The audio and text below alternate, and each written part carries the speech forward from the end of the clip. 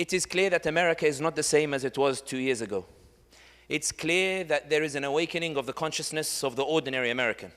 It's clear that when Allah subhanahu wa ta'ala says that He sent the Prophet Muhammad sallallahu alaihi wasallam as a rahmatan lil alameen, it's clear that the message of the Prophet Muhammad sallallahu alaihi wasallam is proving to be a mercy not just on us but also on Americans. Americans who are going bankrupt because of medical bills are realizing that the money that could be spent on healthcare is actually going to support a genocide that's happening in Palestine.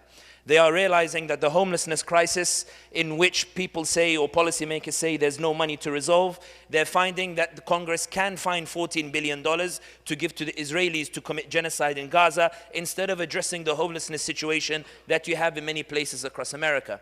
Americans are beginning to realize that many of the economic issues that could be resolved with the resources that America has, the reason a lot of them are not being resolved is because the finances that are available, the taxes that are collected from ordinary Americans are becoming increasingly aware that one of the reasons why Congress struggles to find the funds in order to rectify the woes that plague America today is because it is Israel first, not America first. But there's a reason why Americans are waking up to that.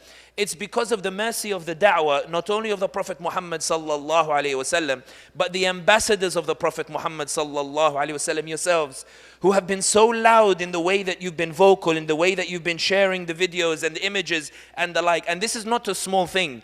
It's such a big thing that last week they forced the sale of TikTok to a consortium of Zionists in order to silence your da'wah. The spokesman at the White House said that one of the reasons that the purchase of TikTok has to go through is that we need to retrain the algorithm. What they mean is we need to alter what da'wah Americans can hear. We need to alter what messages the Americans can hear. The truth was too much. Now we need to go and establish filters for that truth, because when Americans actually hear the truth, they end up lobbying against the Zionists, and they end up asking, why is it that we give Israel the priority? Why is it that in Congress China is not the priority, Ukraine is not the priority, but banning people from boycotting Israel is the priority?